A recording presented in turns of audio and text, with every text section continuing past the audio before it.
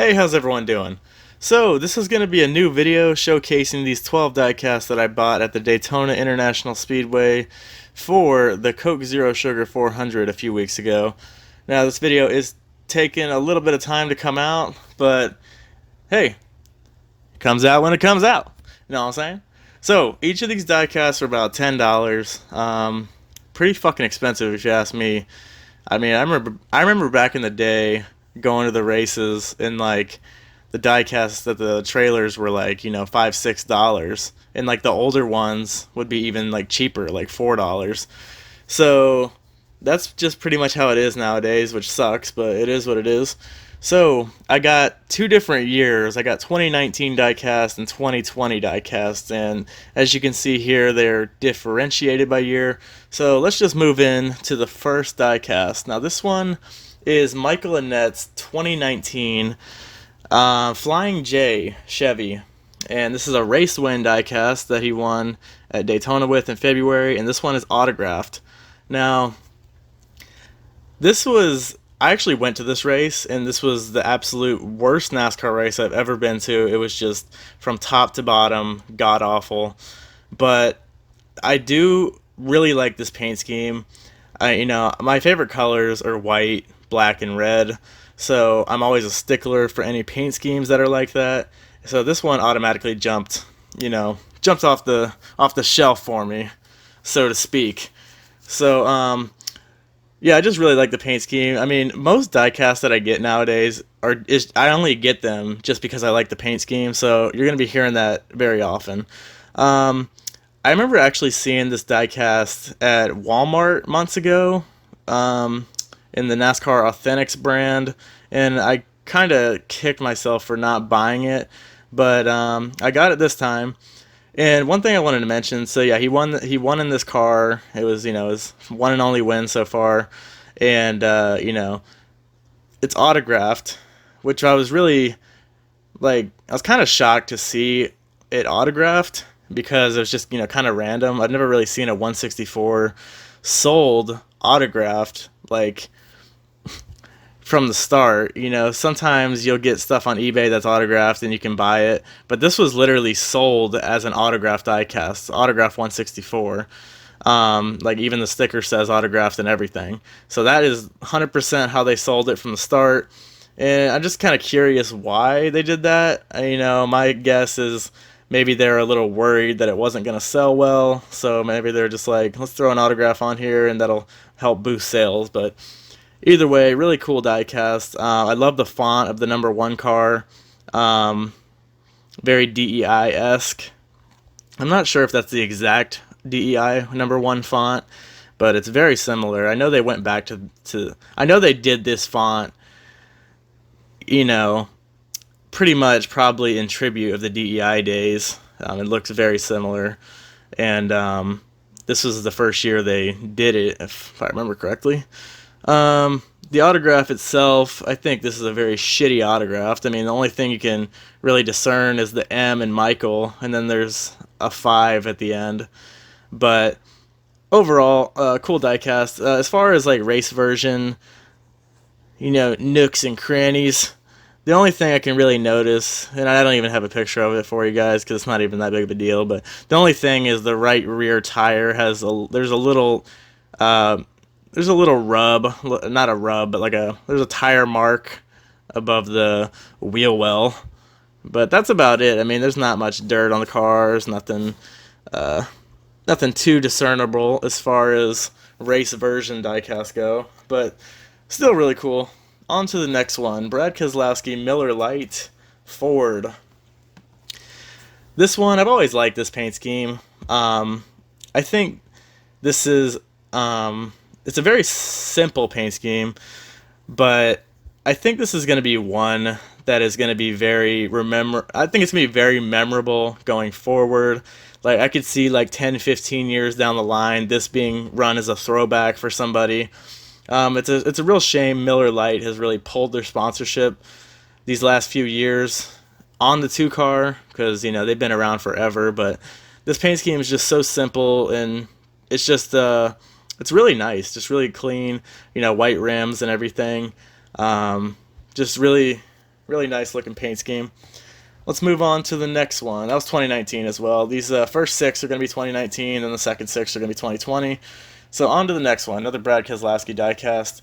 This is his throwback that he did at Darlington last year. This is Miller Lite Rusty Wallace throwback. Really awesome paint scheme. I forgot what year this is throwing back to, but it's one of those like 1990s, maybe early 2000s Rusty Wallace paint schemes. It's got the jagged red line and the blue and the yellow, and it just throws back to the old logo and everything. If you look closely, you can see a NASCAR Heat 4 sticker and 3 winning stickers for that year at the time.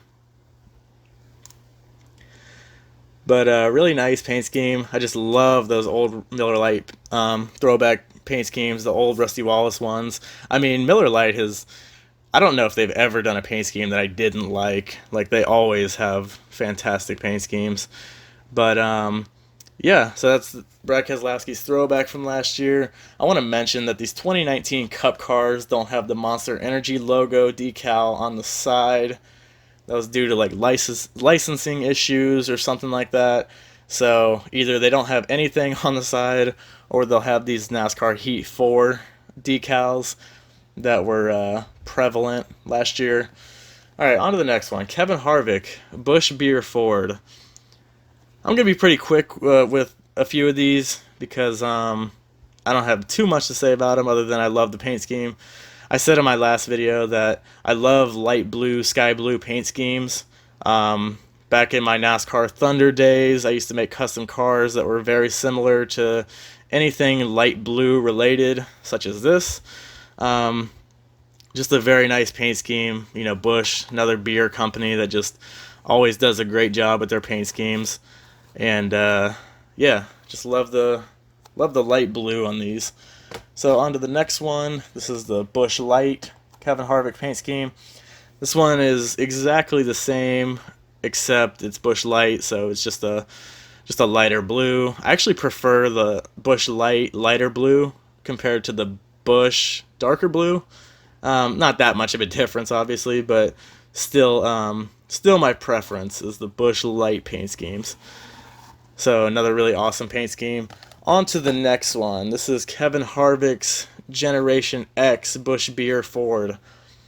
Now, this was another really cool promotion Busch Beer was doing. They did this one, and they did the Millennials car, which was like all pink, and just Busch is really awesome with their promotions. They do really like fun things, very outgoing things. They do crazy ass paint schemes like this. This is just another one. I really like this paint scheme, and the colors on it just very retro. You got checkerboards, you got lime green numbers, and just like fun little quirky sayings on here like gnarly and a couple of brewskis, and what's the other one? Fresh, just like sayings that like Gen X people would say, I guess.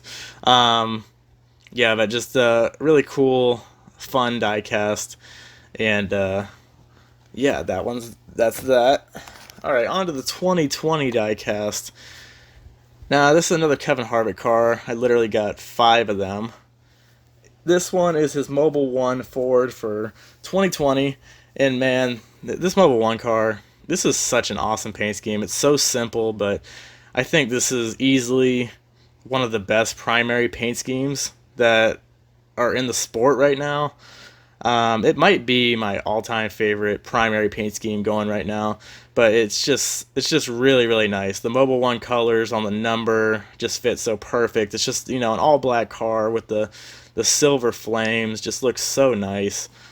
And it looks even better in person. Like, the way they do it on the track is, looks better than the diecast, obviously. As, obviously every car would, but I'm really glad to finally have this in my collection. I've always wanted this piece ever since I saw it come out.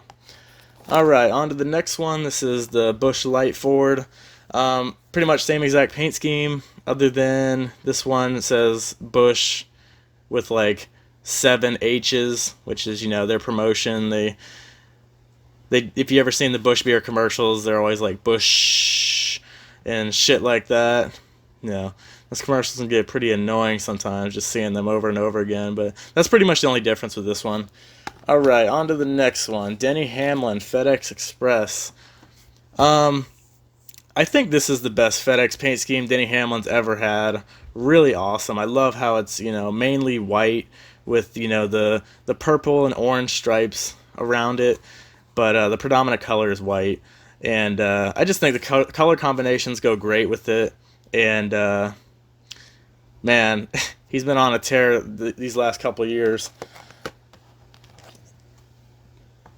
All right, next is Ryan Blaney's Advanced Auto Parts Ford.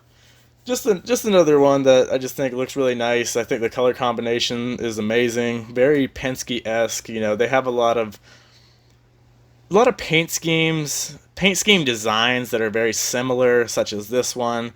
I wouldn't, I feel like a lot of their paint schemes have the same design, just with different colors. But this one's really nice. Got yellow rims. It's mainly red with yellow stripes. Advanced Auto Parts colors. Really fucking awesome. I was glad they had this one in 164. On to the next one. This one is the program car for the 2020 Daytona 500. And the 2020 Daytona 500 that Denny Hamlin won. Ryan Newman had that horrific crash coming to the checkered flag. I was at this race. Donald Trump was there. Just very memorable day all around. Only reason I got this is because I went to this race and I have the majority of the programs of program cars that I've been. Let me rephrase that, because you probably are all fucking confused what I just said. Let me just rephrase that. So I have pretty much every program car to every race I've been to, almost. So I just wanted to pick this one up because I went to that race. As far as the car goes, I think it's a piece of shit paint scheme. It looks awful. I mean, the number is fucking ginormous. The fucking tires don't even say Goodyear on it. Like, it looks like a car, like, I don't know, like a diecast that like a little kid like scruffed up so much that the lettering got rubbed off on it. Anyway, I just got it just to get it, basically. On to the very last one, Matt DiBenedetto Motorcraft Ford. This is one, the paint scheme hasn't changed in years. The Wood Brothers have had this classic paint scheme for so long, and I've always liked the paint scheme. I really have.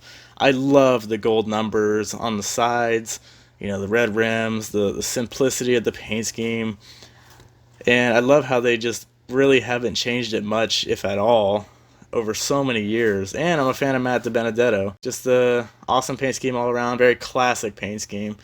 So yeah, that's all I got for you guys today. These 12 new diecast. Once again, I apologize for how long it took for this video to get out, but I just been very busy, and also compiled that with laziness. It's just not the best combination. Anyway, thank you guys so much for watching. I hope you guys enjoyed. Please comment, like, and subscribe, and I'll see you guys on the next one.